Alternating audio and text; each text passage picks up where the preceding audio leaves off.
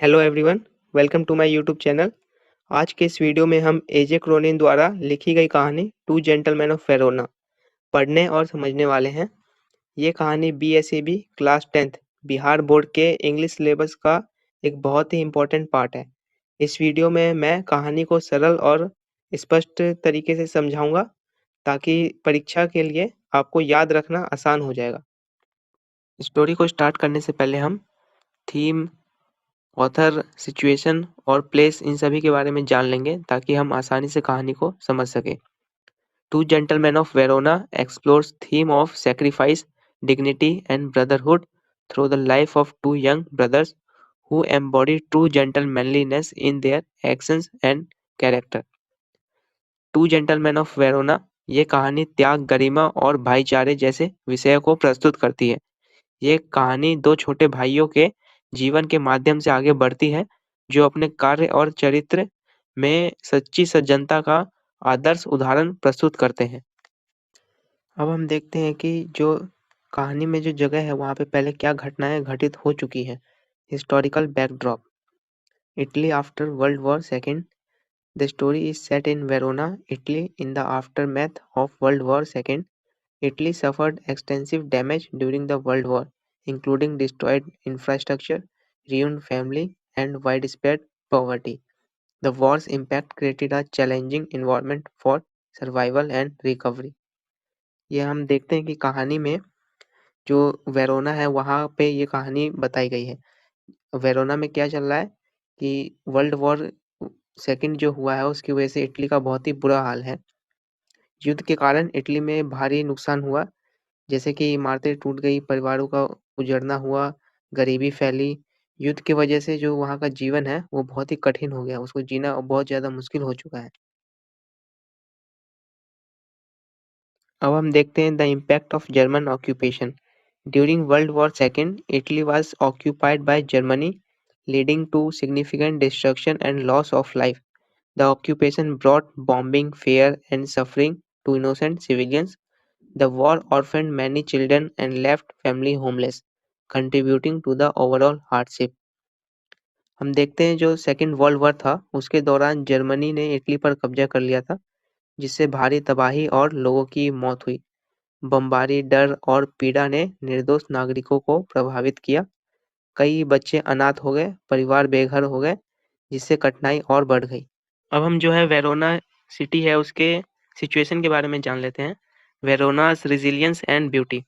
Verona, known for its Roman ruins and historical significance, serve as the primary setting. The narrator observes that the city's beauty is marred by the devastation of war. Despite the damage, Verona's spirit of resilience and hope remains evident. अब हम इसका मतलब समझ लेते हैं।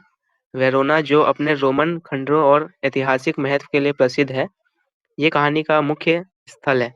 Narrator note करता है कि युद्ध के बाद भी ये जो शहर है सुंदरता को प्रभावित किया है, फिर भी वेरोना की संघर्ष और आशा की भावना साफ दिखाई देती है। अब हम नरेटर के नजरिए के बारे में जान लेते हैं। The narrator's perspective. The narrator is a tourist travelling through Italy with a companion. He is portrayed as sensitive, observant, and kind-hearted, noticing the suffering of others. The narrator's interactions with Nicola and Jacob lead to a profound lesson in humanity and sacrifice. Narrator यहाँ पे एक पर्यटक यानी एक घूमने वाला है जो अपने एक साथी के साथ इटली की यात्रा पर आया है। वह संवेदनशील और दयालु है और दूसरों को दुख को महसूस करता है। नरेटर की जैकब और निकोला से मुलाकात एक मानवता पर और त्याग का गहरा पाठ देती है। जो नरेटर की जर्नी है वो खाली साइट सीइंग तक सीमित नहीं है, उससे भी आगे है। A journey beyond sight seeing. The narrator initially travels to Italy to appreciate its historical and cultural landmarks. His encounter with Nicola and Jacob transforms his journey into a deeper exploration of human nature and resilience. The trip becomes a testament to the enduring power of hope and selflessness. Narrator जो है शुरुआत में केवल Italy की ऐतिहासिक और सांस्कृतिक स्थलों को देखने आया था, लेकिन निकोला और जैकोब से उसकी मुलाकात उसकी यात्रा को बदल देती है। वह मानव स्वभाव और संघर्ष की गहरी समझ में बदल देती है। यह यात्रा आशा और निस्वार्थ भाव की शक्ति को दिखाता है। अब हमारी जो स्टोरी है यहाँ से चालू होती है। First encounter selling strawberries on the outskirts of Verona the narrator meets Nicola and Jacob selling wild berries. Despite their poor attire and thin appearance, the boys exhibit cheerfulness and confidence. The narrator and his companion are drawn to the boys purchasing their largest bucket of strawberries. जो narrator है वो Verona के बाहर Nicola और Jacob को जंगली strawberries बेचते हुए देखता है। गरीबी, कपड़े और दुबली काया के बावजूद लड़कों में खुशी और आत्मविश्वास दिखाई देता है। नरेटर और उसके जो साथी हैं उनकी सबसे बड़ी टोकरी खरीद लेते हैं। अब हम अपने कैरेक्टर को इंट्रोड्यूस कर लेते हैं। Characters introduction. Nicola is the elder brother age 13 while Jacob is 12 years old. Both boys are described as polite, hardworking and well-mannered. Their earnestness and dedication to work impress the narrator. Nicola बड़े भाई हैं, उम्र 13 साल और Jacob छोटा भाई, उम्र 12 साल है। दोनों सुप्रशिक्षित, मेहनती और विनम्र हैं। उनकी लगन और मेहनत नरेटर को बहुत प्रभावित करती है। ऑथर जब पहली बार दोनों भाइयों से मिलते हैं तो उनका क्या इंप्रेशन रहता है उन पे? Initial impression. The narrator is struck by the boys bright eyes, honesty and self respect. He perceived them as a different from typical street children, noting their maturity and seriousness. The boys' conduct hints at a deeper story and purpose. जो narrator है लड़कों की चमकती आंखें, ईमानदारी और आत्मसम्मान देखकर प्रभावित हो जाते हैं। वह इन्हें आम सड़क के बच्चे से अलग पाते हैं। उनकी परिपक्वता और गंभीरता पर ध्यान देता है। नरेटर लड़कों का व्यवहार एक गहरी कहानी और उद्देश्य की ओर इशारा करते हैं। वो समझते हैं कि इसमें कुछ गहरी बातें हैं जिनके लिए ये इतनी मेहनत कर रहे हैं।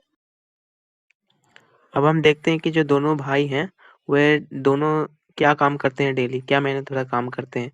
Daily toil. The narrator observes the boy engaged in various jobs, showcasing their industrious nature. They sell fruits and newspaper, polish shoes, and serve as guide for tourists. Their willingness to perform any task highlight their determination to earn a living. मतलब जो narrator हैं वो देखते हैं दोनों लड़के अलग-अलग तरह के काम करते हैं जो उनके मेहनती स्वभाव को दिखाता है। ये नरेटर को बहुत अच्छा लगता है। वह कभी फल बेचते हैं, कभी अखबार बेचते हैं, कभी जूते पॉलिश करते हैं, कभी जो ट्रैवलर्स हैं उनके लिए गाइड का काम करते हैं। किसी भी काम को करने की उनकी इच्छा जो है वो दिखाता है कि वो कितने सीरियस है, कितने दृढ़ हैं और कितने मेहनत से काम करते हैं। अब हमारा नेक्स्ट टॉपिक है डिग्निटी इन लेबर। मतलब जो मेहनत है उसमें भी ये लोग गर्व करते हैं। तो देखते हैं अब। The boys work tirelessly from morning until late at night. They never resort to begging and insist on earning their money honestly. Nicola politely refuses offer for free money, emphasizing their commitment to self resilience. अब इसका मतलब समझते हैं। लड़के सुबह से रात तक थकावट के बावजूद मेहनत करते हैं। वे कभी भी भीख नहीं मांगते और ईमानदारी से कमाने की कोशिश करते हैं। निकोला को जब भी फ्री में अगर मनी दिया जाता है, पैसे दिए जाते हैं तो हमेशा रिफ्यूज़ कर देता है, जो उनकी आत्मनिर्भरता को दर्शाता है। अब नरेटर जो है दोनों बॉय में इंटरेस्ट बहुत लेते हैं, वो जानना चाहते हैं कि वो दोनों इतनी मेहनत क्यों कर रहे हैं। Growing curiosity. The narrator become increasingly curious about the boys relentless work ethic. He senses a hidden motivation behind there tireless efforts, prompting him to investigate further. The narrator's curiosity drives the narrative forward, leading to the revelation of the boy's secret. जो narrator हैं दोनों लड़कों की अविरत मेहनत के बारे में और अधिक इंटरेस्ट हो जाता है, मतलब जिज्ञासु हो जाते हैं। वह उनके जो प्रयासों के पीछे एक छुपा हुआ उद्देश्य महसूस करता है और आगे जांच करता है। नरेटर की जिज्ञासा कहानी को आगे बढ़ाती है और अंततः लड़कों का जो सीक्रेट है, जो रहस्य है, वो उनके सामने आता है। निकोला नरेटर को एक संडे को रिक्वेस्ट करता है। Sunday request. Nicola asked the narrator to drive them to Poleta on Sunday, a village 30 kilometers from Verona. Nicola offers to pay for the petrol, demonstrating their sense of responsibility. This request adds another layer of mystery, intensifying the narrator's intrigue. जो narrator है उनको Nicola से request मिलती है कि वो Sunday को उन्हें पोलेटा ले जाए, जो कि 30 किलोमीटर दूर है। कहाँ से? वेरोना से। निकोला पेट्रोल का भुगतान करने का प्रस्ताव भी रखता है, जो कि दिखाता है कि उनकी जिम्मेदारी की भावना कितनी बड़ी है। ये अनुरोध कहानी में एक नया रहस्य जोड़ता है, जो नरेटर की जिज्ञासा बढ़ाता है। अब हम देखेंगे कि जब वो पोलेटा में जाते हैं तो क्या होता है। The trip to Poleta. The narrator agrees and take the boys to Poleta. They arrive at a large red-footed building where the boys enter while the narrator waits outside. The building's significance remains unknown, fueling the narrator's growing suspicion. इसका मतलब समझ लेते हैं। Narrator सहमत हो जाता है उनको पोलेटा ले जाने के लिए। वो एक बड़े लाल छत वाले भवन पर पहुंचते हैं, जहां लड़के अंदर जाते हैं और नरेटर बाहर इंतजार करता है। जो वो भवन, जो बिल्डिंग है, उसका जो महत्व है अभी तक नरेटर को नहीं पता है, तो उसका जो संदेह है, सस्पिशन है, वो बढ़ता ही रहता है। अब नेक्स्ट टॉपिक है the hospital. The red footed building is revealed to be a hospital. The boys visit the hospital secretly each Sunday, adding to the air of mystery. The narrator's curiosity reaches its peak, prompting him to seek answers. जो narrator है उसको पता चलता है कि जो red footed building है वो एक हॉस्पिटल है। जो दोनों भाई है वो हर संडे, हर रविवार को यहाँ पर आते हैं। तो नरेटर जो है और क्यूरियस होता है और उसकी जिज्ञासा जागती है कि वो जानना चाहता है कि उसको आंसर चाहिए कि वो दोनों ऐसा क्यों करते हैं। अब हम नेक्स्ट टॉपिक पे देखते हैं कि जो नरेटर है उनको कैसे सब बातें पता चलती है। Conversation with the nurse. The narrator speaks with the hospital's nurse, who discloses the boys' story. The nurse reveals the challenges the boys face and the sacrifice they make. The conversation provides critical insight into the boys' motivations and circumstances. जो narrator है वो nurse से बात करते हैं, जो hospital की nurse होती है उनसे उन लड़कों की कहानी उन्हें पता चलती है। नर्स जो है वो लड़कों के द्वारा सामना किए गए संकट और जो त्याग है उनका उनके बारे में बताते हैं, कैसे वो सब कुछ सैक्रिफाइस करते हैं। ये बातचीत लड़कों के उद्देश्य और परिस्थितियों की जो इम्पोर्टेंस है वह उन्हें बताती है। अब हम स्टोरी में आगे देखते हैं कि हम एक और कैरेक्टर से मिलते हैं, लूसिया है उसका नाम, और उसकी सिचुएशन के बारे में जानते हैं। Lucia is Nicola and Jacob's elder sister suffering from tuberculosis of the spine. Her condition requires extensive and costly medical treatment. Lucia's illness serves as the driving force behind the boys' relentless efforts. Lucia जो है Nicola और Jacob की बड़ी बहन है, उसके रीढ़ में ट्यूबरक्लोसिस है। उसका जो इलाज है बहुत ही ज़्यादा महंगा और लंबा है, जिसकी वजह से बहुत पैसे लगते हैं। इसीलिए जो दोनों लड़के हैं इतनी ज़्यादा मेहनत करते हैं ताकि वो अपनी बहन का इलाज करवा सके। अब नेक्स्ट टॉपिक है सैक्रिफाइस फॉर लूसिया। लूसिया के लिए दोनों भाई क्या-क्या त्यागते हैं। Nicola and Jacopo work tirelessly to afford Lucia's medical treatment. They sacrifice their own comfort, education, and childhood for her well-being.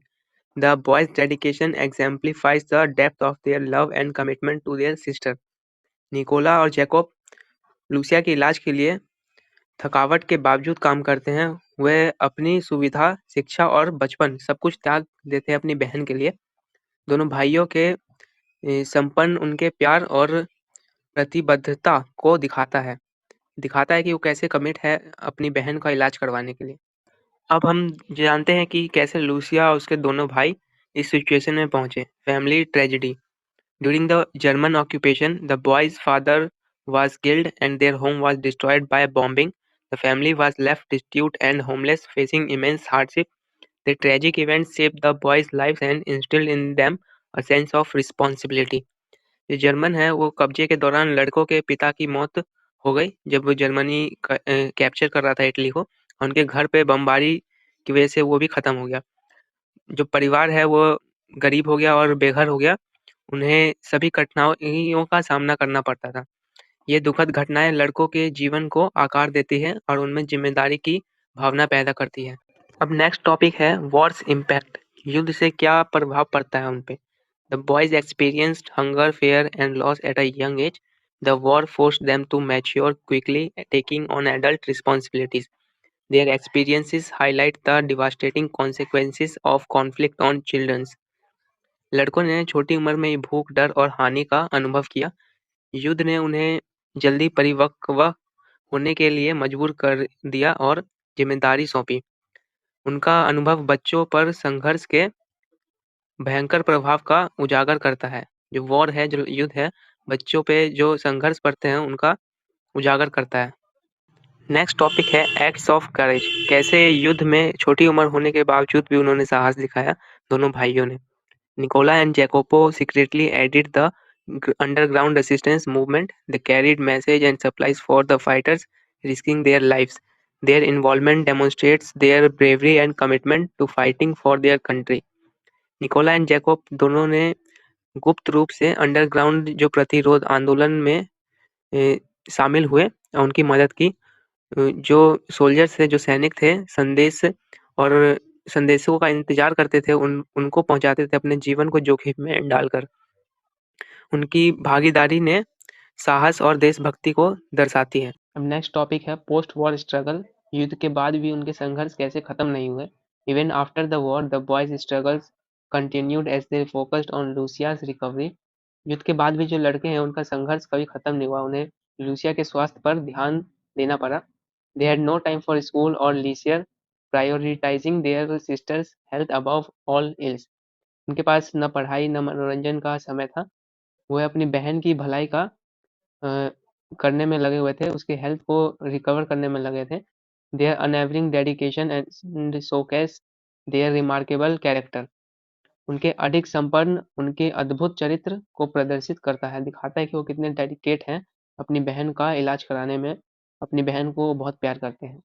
अब हम आगे देखते हैं कैसे नरेटर जो है दोनों भाइयों की महानता को समझते हैं। Recognising greatness, the narrator fully understand and appreciate the boys extraordinary qualities. Narrator जो है पूरी तरह लड़कों की असाधारण क्षमताओं को समझता है और सराहत करता है। He admires their courage, maturity and unwavering self-respect.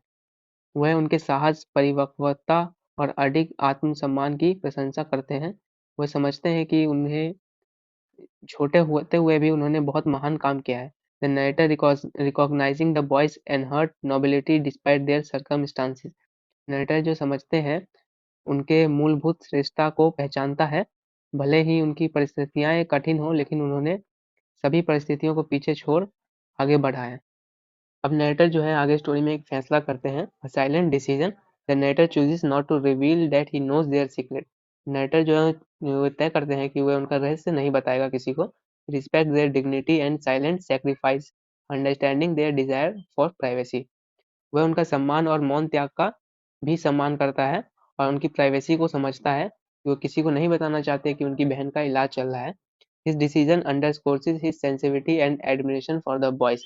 उनका यह निर्णय दोनों बच्चों के लिए सहानुभूतिपूर्ण और प्रशंसात्मक है, कि ये दिखाता है कि उनका दृष्टिकोण कितना अच्छा है। अब इसी नरेटर के डिसीजन के साथ ये स्टोरी यहाँ पे एंड होती है। अब कुछ की थीम्स है जिसको हम देख लेते हैं, ताकि एग्जाम में अगर आपसे पूछा जाए तो आप आंसर दे सकें। The story explores several prominent themes. कहानी कई मुख्य विषयों का पता लगाती है, जैसे sacrifice, the boys willingness to give up their own needs for Lucia. लड़के जो हैं वो अपनी ज़रूरतों का त्याग करते हैं ताकि लूसिया की भलाई के लिए काम करना पड़े, ताकि लूसिया की भलाई के लिए वो काम करे। Brotherhood, the strong bond and mutual support between Nicola and Jacopo. भाईचारा, निकोला और जैकोपो के बीच मजबूत बंधन और समर्थन। दोनों भाई लगन से काम करते हैं, एक दूसरे का भी ख्याल रखते हैं और अपनी बहन का भी ख्याल रखते हैं। Dignity of labour, the boys pride in earning an honest living. श्रम की गरिमा, ईमानदारी से कमाई करने का गर्व। वो कभी भी चोरी नहीं करते, ना किसी से फ्री में कुछ लेते हैं, वो हमेशा मेहनत करते हैं जो भी वो कमाते हैं उसके लिए, इस पर उन्हें गर्व है। Humanity, the compassion and empathy displayed by the narrator and the boys. मानवता, नरेटर और लड़कों की सहानुभूति और करुणा। कैसे लड़के एक दिखाते हैं कि आज भी मानवता है, दोनों भाई अपनी ज़रूरतों को छोड़ के अपनी बहन की ज़रूरतों का बहुत ध्यान रखते हैं। Responsibility, the boys commitment to caring for their sister. जिम्मेदारी, बहन की देखभाल के प्रति लड़कों की प्रतिबद्धता। कैसे वे बहन की देखभाल करते हैं, अपना कम ख्याल रखते हैं लेकिन अपनी बहन का और बहुत अच्छे से ख्याल रखते हैं। नेक्स्ट अब टॉपिक है मैसेज ऑफ द स्टोरी। इस कहानी से हमें क्या सीख मिलती है, क्या संदेश मिलता है। The story conveys a powerful message. कहानी एक शक्तिशाली संदेश देती है। Two gentlemen are defined by character not wealth और स्टेटस।